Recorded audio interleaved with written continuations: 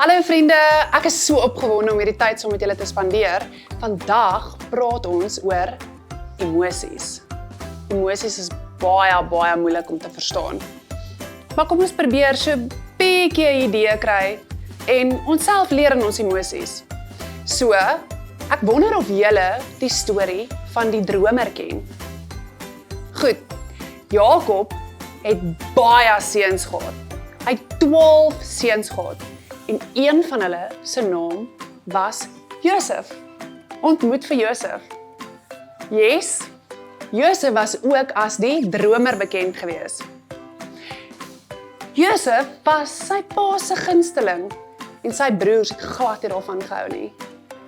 Jakob het vir sy seun Josef 'n baie mooi kleurvolle jas gemaak. En sy broers, hulle was baie jaloers op Josef gewees. Hulle het baie lelike praatjies van Josef gepraat. Josef het drome gehad. Ekskuus. Nee, hy het nie gedagdroom nie. Hy het baie belangrike, diep drome gehad wat die Here vir hom gewys het. En nadat hy 2 drome gehad het wat vir hom wys dat sy familie eendag vir hom gaan buig, was hulle baie kwaad gewees. So, toe besluit sy broers, hulle gaan hom verkoop aan Egiptenare. Ek dink Josef moes baie geskok gewees het toe dit gebeur. Sy broers het hom gegryp en in 'n put gegooi. Ek dink ook hy was baie bang. Maar Josef het op God vertrou.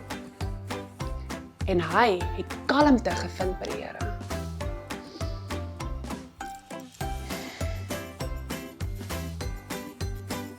Ekskuus.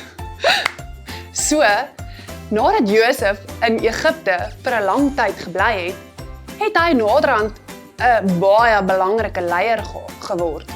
Farao het hom in 'n hoë posisie aangestel. En nadat hy gedroom het dat 'n hongersnood gaan wees oor, die wêreld, het Farao vir hom gesê hy gaan kos bymekaar maak. Die Here het vir Josef planne gegee. En hy het baie kos bymekaar gemaak. Graan, huise, store, vol gemaak.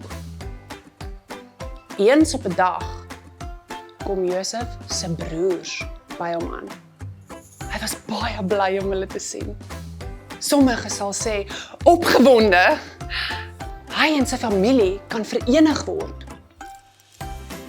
So gee Josef vir sy familie kos. Hulle vat die kos na sy pa toe in die land Kanaan en nooi hulle om by hulle in Egipte te kom bly.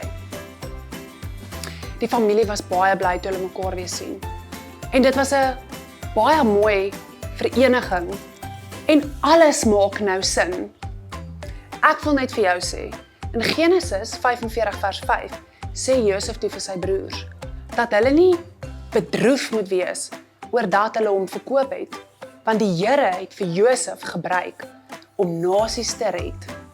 So gaan die Here jou ook gebruik in jou storie.